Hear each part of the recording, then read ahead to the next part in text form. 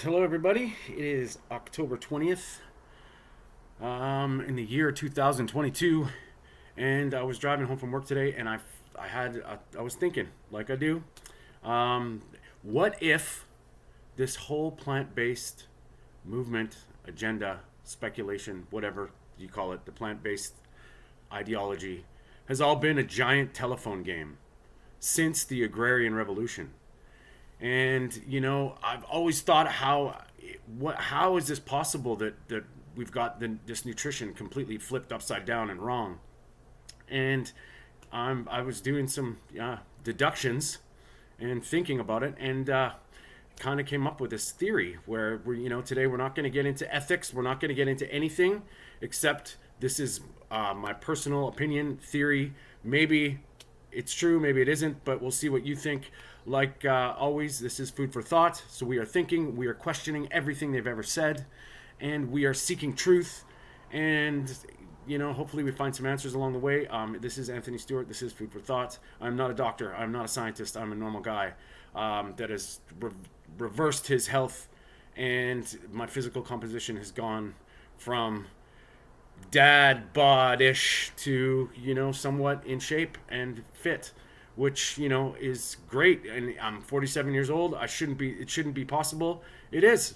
And we're throwing some theories out the window, and this is my theory. So how is it that we became so wrong? And what I find with the people that I'm coaching, and I guess you could call them clients, everybody's biggest problem is giving up their beliefs and what they believe to be true.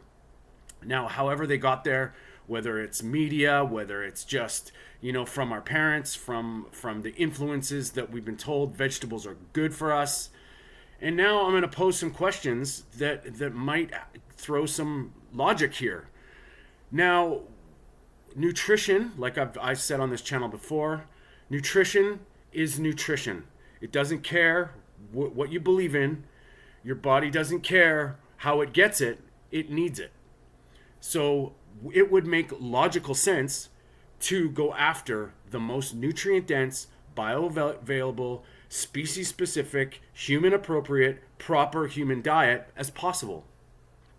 And I believe that if we deviate from what that is, the more you deviate from it, the worse your body's get. Well, the more symptoms your body will show, and that will in the form of autoimmune diseases, non-communicable diseases.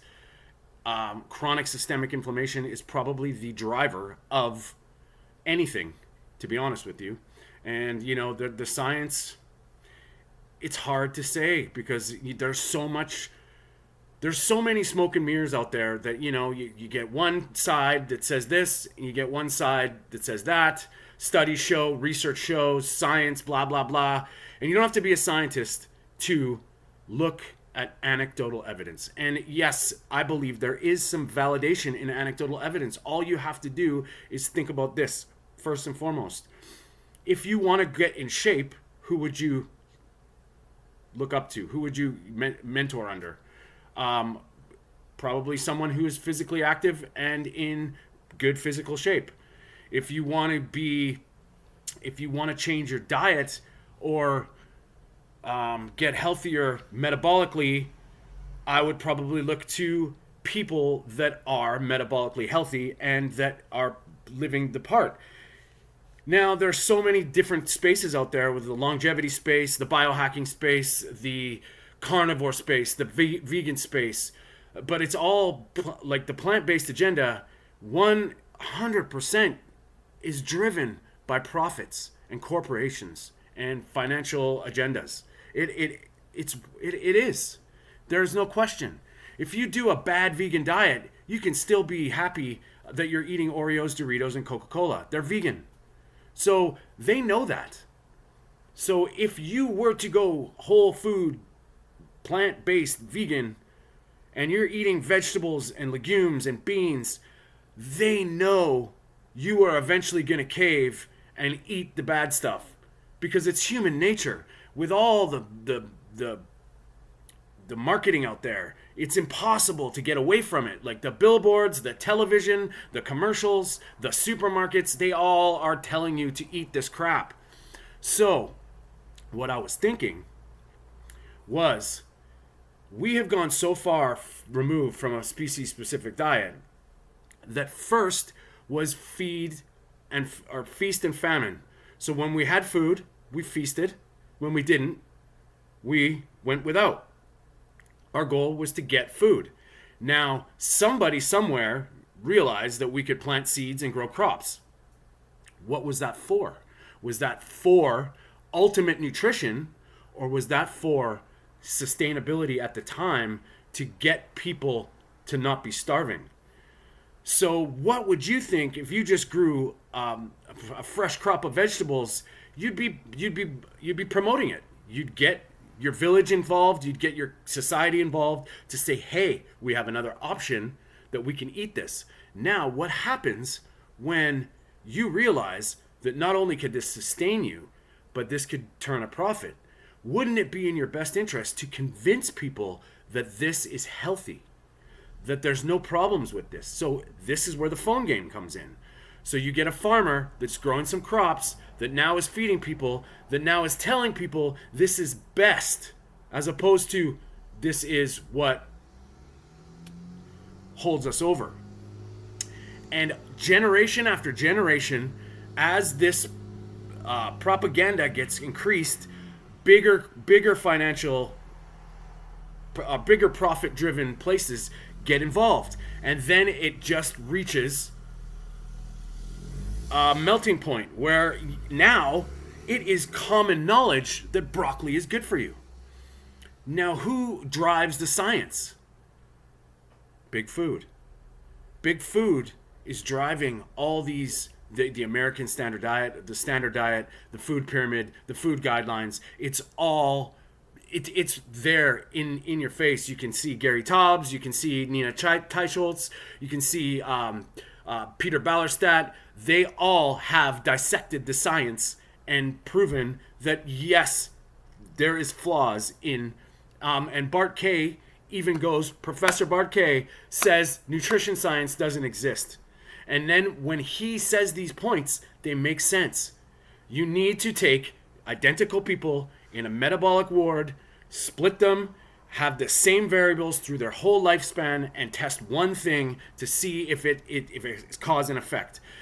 If you don't do that, it is pure speculation. So has this been years, decades, generations, hundreds of years, thousands of years of a telephone game getting pushed further and further away from what optimal human-specific health is?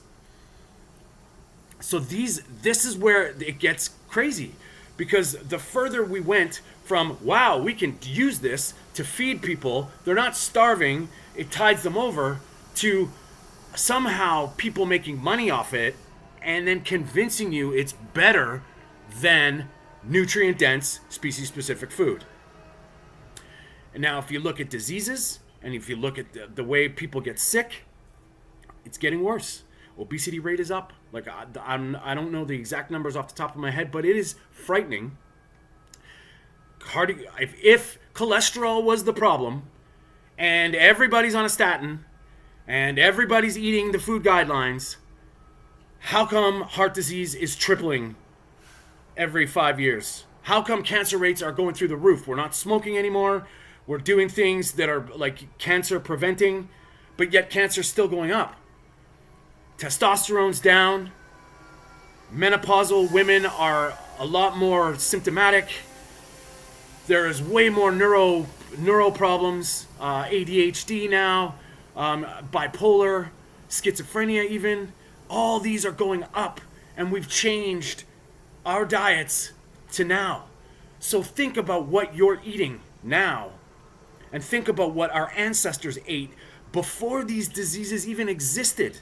Now you could say they didn't know, medicine wasn't advanced enough to diagnose these things, but that's bullshit. Like, really, come on. You know, people, this whole age thing, how people were dying younger. Well, when you're looking at an average lifespan of a family, And a family has tried to have 10 babies. 5 of them didn't make it past, they're 5 years old due to infection. Maybe the wife or the mother passed away at childbirth.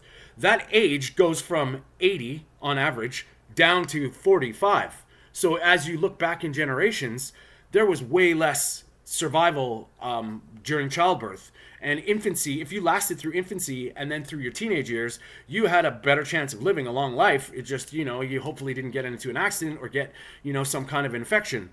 So there's a lot of noise in that space too. Now, the longevity space here, we're thinking that we're smarter than God and Mother Nature.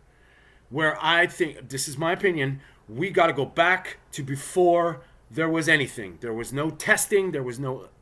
Humans just had to survive. And we thrived. We've been around. We've been evolving for 4.5 million years. So how did we get from there to now? And how did we change what we thought was healthy into, obviously, something is wrong? Look around. Look at the body composition of the general public now. And you may be one of those people where you are misshaped. It's not healthy. Visceral fat is a very big thing, and I can't answer all these questions. I'm posing these questions. Now I'm at the point now where this telephone game has gone to it's gone nuclear, where these corporations, big food, are driving our health. They're driving what we eat. They're driving our belief system. And now they've got us thinking that plant juice is better than milk. There is a lot of dissent in the health space. Doctors are coming out. And my opinion is, I look at the outliers. I look at the people who have no reason to speak out against the mainstream, but yet they're compelled to do so because of something they can't let go. I find that is very, very interesting, and that's what makes me listen to them carefully. And it's gotten me here so far, which I'm the healthiest I've ever been. My weight is now probably as much as I weighed in high school. I'm 47 years old. That should be impossible. I'm at my high school weight. I'm feeling better than I did when I was in my 30s. And I'm eating meat and fat. All these things that are supposed to be bad for us. And what we're doing is this is an observation, we're trying to prove how valid and how important and how much healthier vegetables are than meat. And we're trying to prove how bad meat is for us now. It's gone flipped on its head. Meat got us here. Plants, grains, processed food, and carbs got us sick. So instead of trying to prove how unbelievably nutritious these superfoods, kale, broccoli, cauliflower is, why are we trying to prove the foods that we evolved with bad? TMAO, acrylamides, colon cancer. And then we're not even going to get into the ethics, where there is so many arguments, and I'm urging you to do your own due diligence. I'm urging you to think about this, because I am an N of one, study on myself, anecdotal proof that you can reverse your health with your diet. And obviously I exercise, and yes, I'm physically active now, but there was a time when I couldn't walk up the stairs. So what I want to be a healer. I would like most of the stuff that you can do in your own life is free. There's no cure for diseases. There's treatments. They don't want cures. I'm going to post a link to Kim Berry's talk just recently. Is there ain't no money in curing disease, but there's a hell of a lot of money in treating it. So when you look at the people who are in charge of your health, when it's out of your hands, what do you think they want? They want you to consume. That's it. And when you're consuming everything they're telling you, you are driving their profits. Pure and simple. Non-negotiable. Fact. Now, I'm urging you to read between the lines. You look at essential nutrients. Look at how your health is now.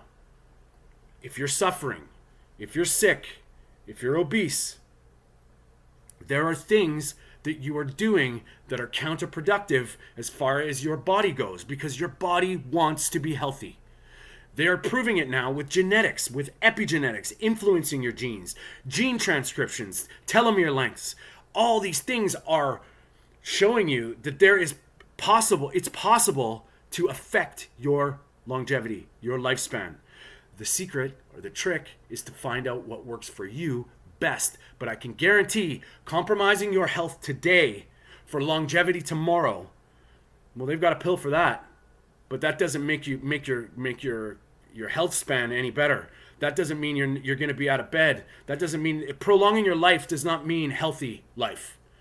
So that's what I'm here to do. I want to help you guys think for yourselves, and I want to start the dialogue. I want to start this discourse. I want to hear what you have to say. So comment below and tell me where you're at with this. But I am 100% believing when we're young, we're resilient. Might not matter as much. As you get older, you best be finding the closer you get to a species-specific diet, I believe the health will take care of itself. That is my opinion. And we're going to leave it at that. So please leave your comments. I want to know what you're feeling. This is not trying to tell you to do something. I am encouraging you to think. There's two sides to everything. See what works for you. And optimal health is yours to be taken or to be taken back. Don't let them affect your life and blame other people on your situation now. There are steps and there are things you can do. If you need my help, comment below, send me an email. I'm going to work out some coaching and some consulting soon. I want to thank all the new subscribers. Thank you very much for subscribing to it. I'm going to keep you updated with what I'm eating every day. And it's crazy. I'm doing beef, butter, bacon, and eggs for 30 days. I'm on my second day of fasting. I'm going to post a video about my fasting day, my first one. And thank you. Please like and subscribe to the channel. If you can share this, if this can maybe instigate some thought in a family or a friend that needs to hear another side. And that's all I'm trying to do. I want you to think for yourself. I want you to learn. I want you to research this stuff, because this stuff matters in the long run. And I want you to be healthy. I want you to be awesome. I want you to feel great every day like I do. Stay strong.